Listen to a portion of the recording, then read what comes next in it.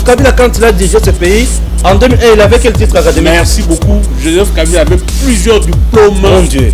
Plusieurs diplômes. Mais vous-même, vous posez que soyez calme, vous ne soyez pas agité.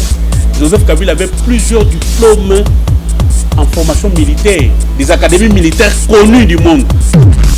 8 millions de dollars par année que Joseph Kabila touche sous forme de pension. Monsieur Joseph Kabila, moi je vais vous donner un conseil. Le Congo là ne vous appartient pas à vous seul. Ne soyez pas égoïste.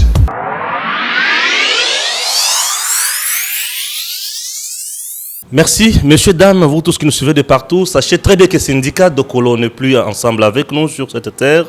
L'homme nous a quittés et ça fait très mal. Nous disons déjà mes condoléances à sa famille. Alors, nous allons parler également de la sortie médiatique de Moïse Nyarugabo, bien sûr, qui menace en quelque sorte la République démocratique du Congo. Et puis, nous allons parler aussi des consultations en République démocratique du Congo et bien d'autres questions. Et nous recevons pour vous, comme vous le constatez déjà, le président national de l'Association africaine de défense des droits de l'homme, Maître Jean-Claude Katende, à qui nous disons bonjour. Bonjour. Maître, ça fait un temps. Dis-moi, nous sommes là, nous travaillons et parfois, dans vos tweets, nous relayons parfois certains de vos tweets, du fait que vous êtes très suivis. Alors, vous suivez de près l'actualité en République démocratique du Congo. D'abord, étant des activistes des droits de l'homme, vous venez de perdre un de vôtres.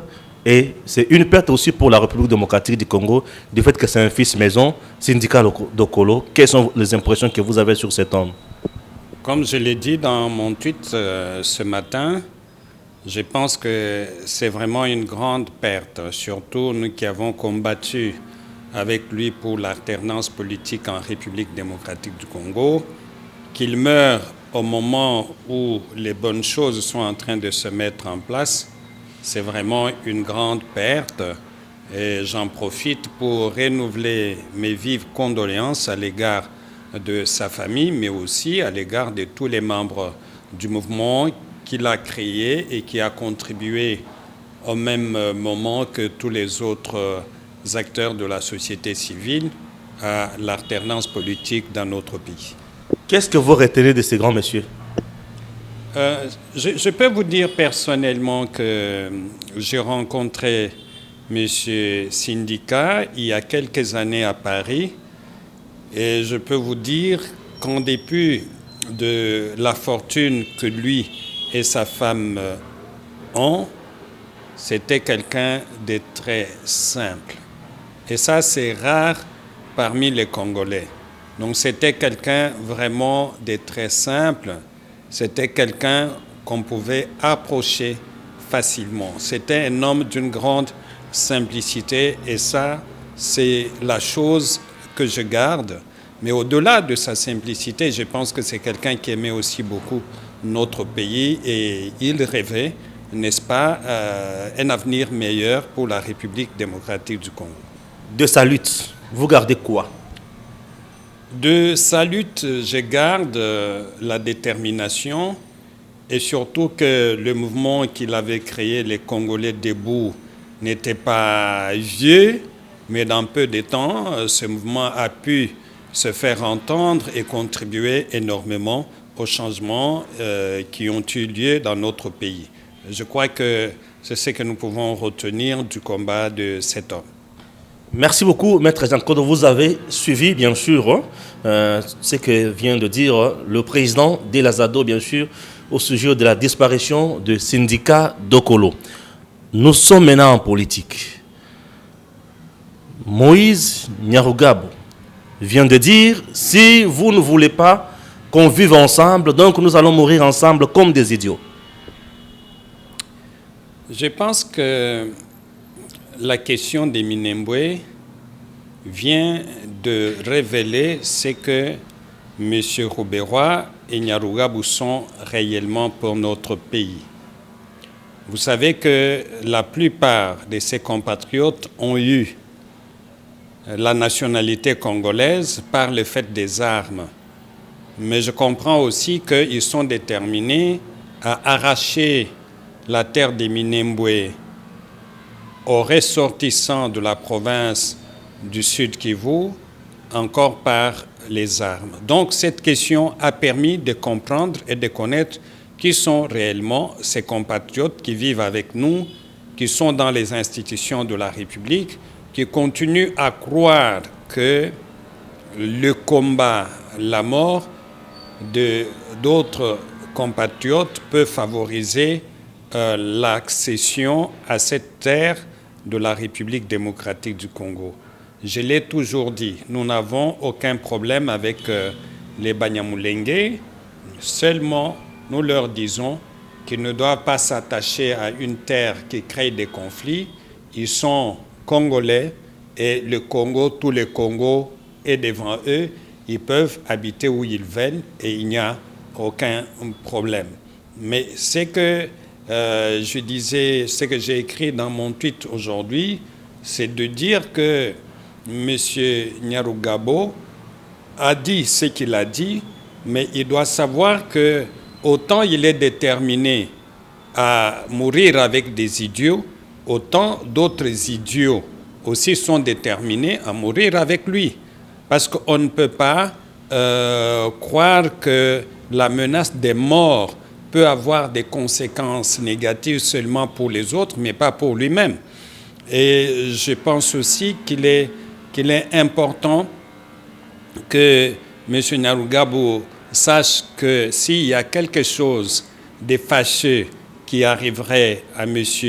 Mwindo Nzangi, cela, il doit être prêt à répondre parce que les menaces ont été quand même sérieuses et surtout publiques, surtout pour un homme qui est dans les institutions de la République.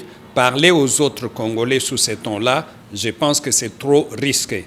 Nous sommes tous conscients que dans la création du territoire ou de la commune rurale de Minembwe, il y a eu des erreurs qui ont été commises, il y a eu des fraudes qui ont été perpétrées. Et donc, aujourd'hui, que le président de la République a décidé de mettre en place une commission qui doit s'occuper de toutes ces questions, parler sous ces tons-là, menacer les autres Congolais, devient tout simplement un signe de méchanceté pour les gens que nous avons acceptés comme compatriotes. Comment avez-vous trouvé le passage de M. Azarias Ruberwa à l'Assemblée nationale, ses réponses, ses moyens de défense, du haut bien sûr de cette tribune? Je dois vous dire que je me suis donné la peine de suivre ces plénières pour me faire une idée exacte de ce qui s'est passé à Minembwe. Je peux vous dire que j'ai été largement déçu par les interventions de M. Ruberwa et surtout qu'il est pasteur, n'est pas dire la vérité aux Congolais, c'est quand même dommage. Tout le monde va se rappeler que ce territoire a été créé par le RCD et chaque fois qu'on rappelle le combat du RCD, ce sont des massacres qui ont occasionné la mort de plusieurs Congolais dans notre pays. Et je pense que pour effacer cet historique des morts des personnes enterrées vivantes, il est clair que pour moi, ce territoire, cette commune rurale ne doit jamais, alors jamais exister. Les Banyamulenge ont toutes les terres congolaises devant eux. Ils peuvent habiter où ils veulent, tranquillement, et contribuer au développement du pays. Aujourd'hui, certains, ou bien certaines langues disent que M. Moïse Nyarugabo mérite vraiment l'arrestation. Vous êtes aussi de ceux-là qui pensent ainsi? Je ne pense pas que cela contribuerait à arranger les choses, mais je crois que M. Nyarugabo doit être interpellé par les responsables de l'institution dans laquelle il travaille. Je ne sais pas s'il est député ou s'il est sénateur, je m'en fous, ça m'importe peu, mais il doit savoir que quand on devient un homme d'État, on travaille pour tout le monde, on doit avoir un langage apaisé.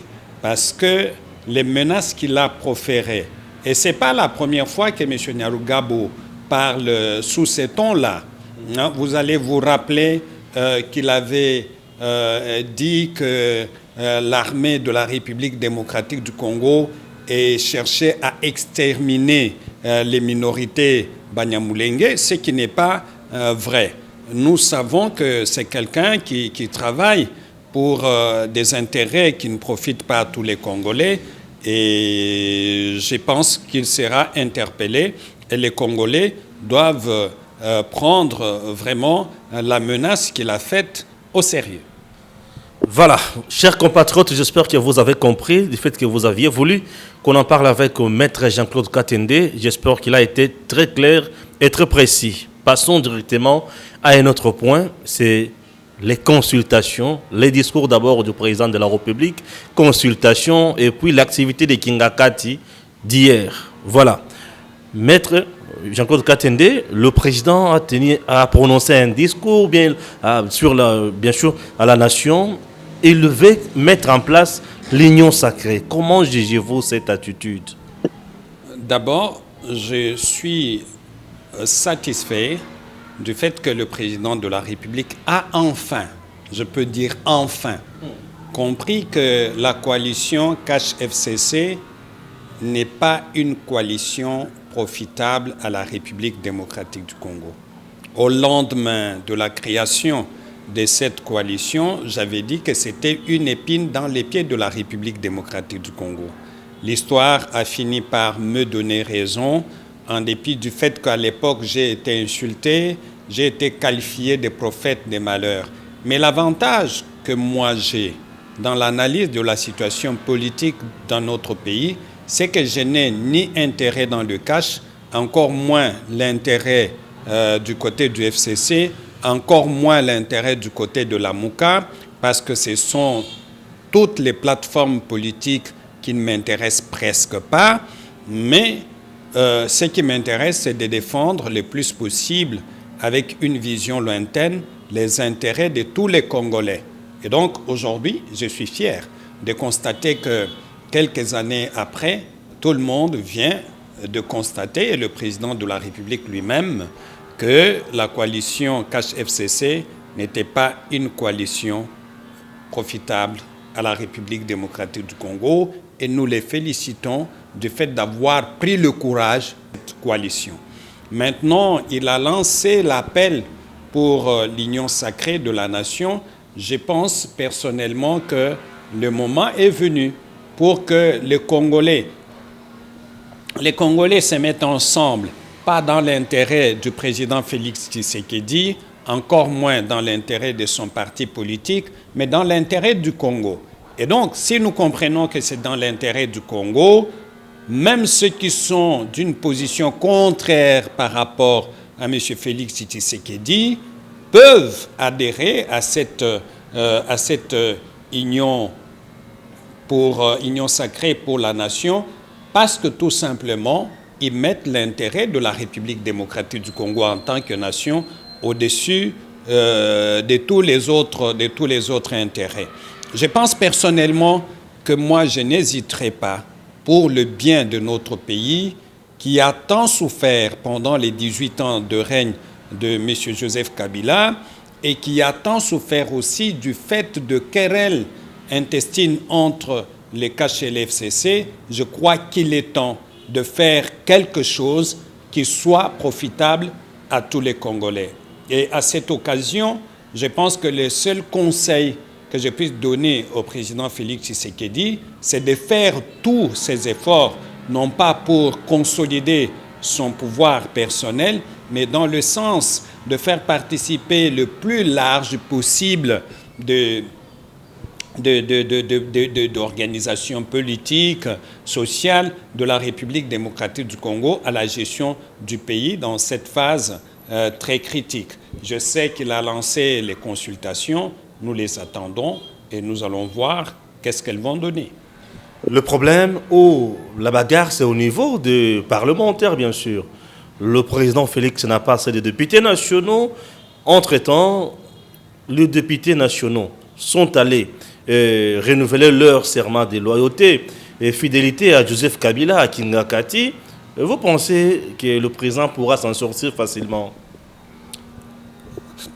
Je dois vous dire que Aujourd'hui, entre Kabila et M. Félix Tshisekedi, c'est lui qui est dans une position confortable. C'est M. Félix Tshisekedi. Il ne faut pas suivre les apparences. Les apparences. Il n'y a aucune plateforme aujourd'hui en République démocratique du Congo qui n'ait pas de conflits intérieurs. Ouais. Et il ne faut pas aussi croire que tous les députés du FCC sont d'accord avec ce que le FCC fait dans la coalition Cash-FCC. Non, il y a des gens qui sont tout à fait en désaccord avec les gestionnaires du FCC, mais aussi avec M. Joseph Kabila. Maintenant, l'appel qui est lancé par le président Félix Tshisekedi, ce n'est pas un appel à son profit, c'est un appel au profit de la République démocratique du Congo. Il faut que ce pays marche. Il faut que ce pays marche. Il faut que les enfants aillent à l'école. Il faut qu'on ait des routes. Il faut qu'on ait l'eau potable. Il faut qu'on ait de l'électricité. Aujourd'hui, même à Kinshasa, avoir l'électricité de manière permanente, c'est tout un problème. Ça veut dire, en d'autres termes, que l'État ne fonctionne que pour ceux qui sont au pouvoir. Monsieur Kabila, quel est le souci qui peut se faire des autres Congolais? Il touche plus de 600 000 dollars par mois en tant qu'ancien chef de l'État. C'est suffisamment une somme, c'est une somme très importante. Donc, il ne peut pas se soucier de quelqu'un qui est à Massina. Il ne peut pas se soucier de quelqu'un qui est à Ndjili. C'est le moindre de ses soucis. Donc, aujourd'hui, nous pensons que les députés nationaux sont là d'abord pour l'intérêt du peuple. Et ici, je pense qu'il faut féliciter un homme comme Pius Mwabula qui a agi en homme d'État. On ne peut pas concevoir un seul instant qu'un ministre, qu'un responsable dans l'armée, dans les services de sécurité, qui est fonctionnaire de l'État congolais, son chef l'invite et il refuse au nom d'une plateforme, au nom des accointances avec une plateforme politique. Ça ne se fait pas. Et nous avons connu sur le plan administratif un véritable recul parce que nous avons des gens qui gèrent les ministères, qui gèrent les services de l'État sans savoir que ces services sont publics. Ça veut dire en d'autres termes que tous ceux-là qui travaillent pour l'État congolais, qui sont fonctionnaires à quelque niveau que ce soit, même s'ils ne sont pas d'accord avec le président de la République sur une question, ils vont le lui dire en face. Mais quand il les invite à une manifestation, ils sont obligés de venir. L'État ne peut fonctionner que de cette façon-là. Je pense que ceux qui se sont abstenus de venir à cette manifestation, si c'était à l'époque de Joseph Kabila, on les aurait arrêtés. Mais aujourd'hui, ils ne sont pas inquiétés, chacun est chez lui, tout simplement parce que nous vivons sur ce plan une certaine alternance. Donc, je dis encore que le président Félix, ça dépend de comment il va aborder la question, mais les députés ne sont pas les députés d'un regroupement politique, ce sont des députés de la nation qui représentent le peuple congolais. Et s'ils sont conscients que le peuple aujourd'hui est dans la misère, non pas seulement à cause de la gestion passée du président Kabila, mais aussi du fait que la coalition qui a été mise en place n'a pas du tout marché.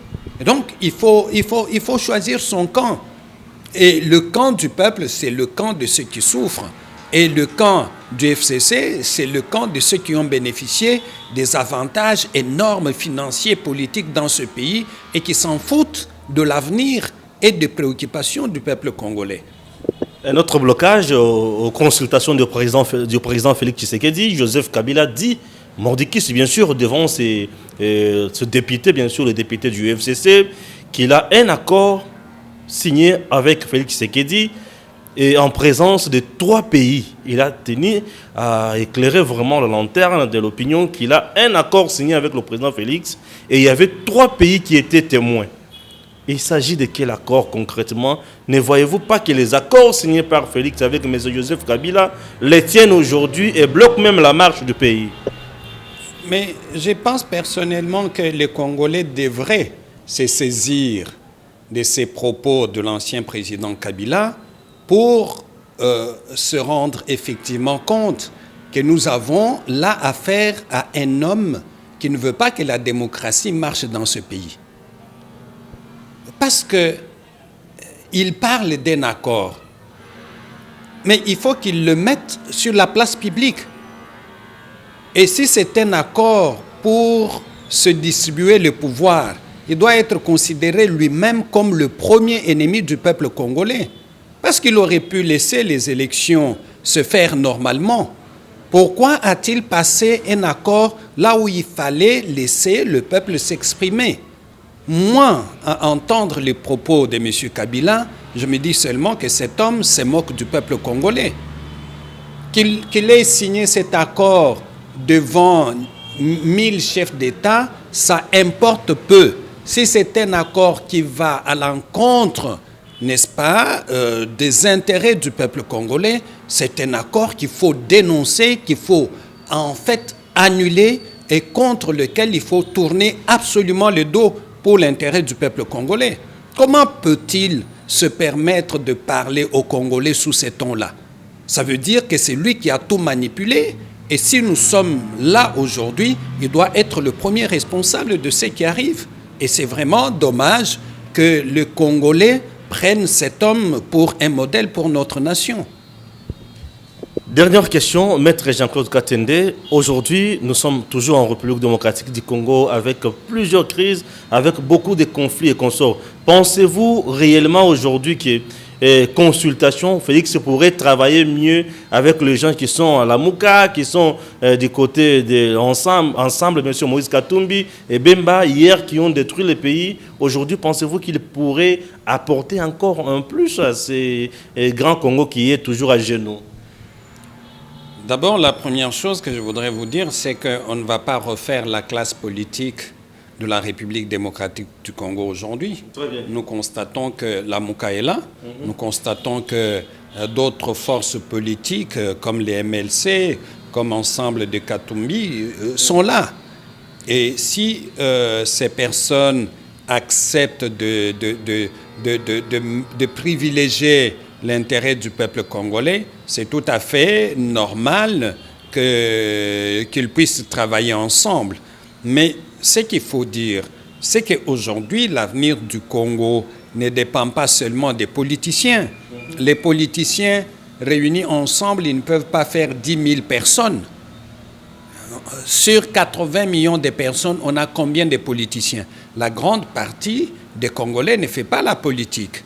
Et donc, notre sort ne peut pas être déterminé par la classe politique congolaise. C'est pour ça que je dis que le président de la République a ses consultations, parce que c'est lui qui va consulter et c'est lui qui connaît qui il va consulter, qui ne va pas consulter, mais le fil conducteur qui doit pouvoir le guider, c'est l'intérêt du peuple congolais. Pas l'intérêt des politiciens, mais l'intérêt du peuple congolais. Parce que tout compte fait, le président de la République est serviteur, comme il est dit dans son serment, il est serviteur du peuple congolais. Et il faut aussi que les politiciens congolais se rendent compte qu'à un moment donné, face aux difficultés que le pays rencontre, il est important de mettre nos intérêts. Je ne parlerai même pas d'idéologie parce qu'il n'y en a pas au Congo. Les gens suivent leur intérêt politique, leur intérêt économique, leur intérêt financier. L'idéologie, il n'y en a pas. Et donc, je me dis aujourd'hui que pour une fois, tout le monde peut saisir l'occasion pour que ce pays redémarre. Mais ce qui est vrai, c'est que ceux qui vont s'opposer au bien du peuple congolais finiront un jour par être ignorés, par être exclus de la politique. Quel que soit ce que les gens comme ceux du FCC pensent, au jour le jour, il y a toujours des politiciens qui perdent de la place. Aujourd'hui, qui peut encore nous parler de Tchibala? Il est où? On ne l'entend pas. Vous vous rendez compte que quelqu'un devienne Premier ministre d'un pays aussi stratégique, d'un pays aussi important, même pendant 1 mois ou 2 mois, lui il a fait plus d'1 année, et qu'aujourd'hui, que cet homme devienne non audible, qu'il perde toute influence. En fait, c'est ce qui arrive et c'est ce qui arrivera à tous ceux qui vont se mettre contre l'intérêt du peuple congolais. Ils passeront un jour et personne ne leur dira bonjour, parce qu'ils auront marqué mal leur temps. Voyez-vous? Et je peux vous donner d'autres exemples de certains politiciens qui ne comptent pas, de certains politiciens qui ont perdu toute influence, parce qu'à un moment donné, ils ont voulu privilégier le fait d'avoir de l'argent, comme M. Tchibala, de gagner de l'argent. Mais l'argent, on peut le gagner, mais on peut aussi le perdre. Mais quand vous perdez en dignité, et surtout pour un homme politique, je pense que c'est la plus grande mort. Admettons aujourd'hui que le président Félix, après consultation, il n'arrive toujours pas à avoir la majorité parlementaire. Qu'est-ce qui arriverait? Ce dont je suis sûr, c'est que après les consultations, Kabila n'aura pas la même majorité absolue qu'il avait. Ça, c'est au moins sûr. Okay. Ce qui est aussi sûr, c'est que même si le président Félix n'a pas la majorité absolue, les lignes vont bouger. Et ça, pour moi, c'est important. Les lignes vont bouger. Hein? Les lignes vont bouger et elles vont bouger sérieusement. Et quand le FCC perdra la majorité absolue à l'Assemblée nationale, alors tout devient négociable. Merci beaucoup. Vous avez compris que nous avons vraiment tout traité, sauf le dernier message qu'a le président national de l'Association africaine de défense des droits de l'homme, Maître Jean-Claude Katende. Je pense que le plus souvent, j'adresse mon message aux Congolais qui suivent votre émission, mais aujourd'hui, j'aimerais m'adresser au président Félix. Et je pense que d'une manière ou d'une autre, ceux qui suivront l'émission lui transmettront ce message, qui est tout simple. Monsieur le Président, si vous faites les consultations, quels que soient les résultats qui sortiront de ces consultations, je vous demande de faire deux choses. La première, c'est de décider dans l'intérêt du peuple congolais. Et la deuxième, c'est de décider en vous limitant à vos attributions inscrites dans la Constitution de la République. De cette façon-là, vous sortirez agrandi des consultations que vous allez conduire et je vous souhaite beaucoup de courage et bonne chance. Là où vous allez bien travailler, nous vous soutiendrons. Là où vous n'allez pas bien travailler, nous ne manquerons pas de lever notre voix pour vous réveiller. C'est notre travail, c'est notre rôle. Un message très important au président de la République. Chers compatriotes, acceptez qu'on vous dise que nous sommes arrivés à la fin de votre émission Tango Koki sur EDEM TV officiel. N'oubliez pas toujours de vous abonner et partager nos liens. D'ailleurs, aujourd'hui, nous sommes déjà à 6680 abonnés. C'est vraiment une fierté et nous vous disons merci et à très bientôt.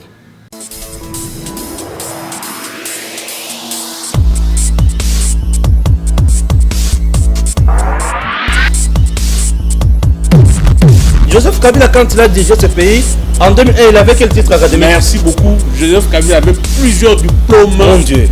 Plusieurs diplômes. Mais vous-même, vous posez que soyez calme, ne soyez pas agité.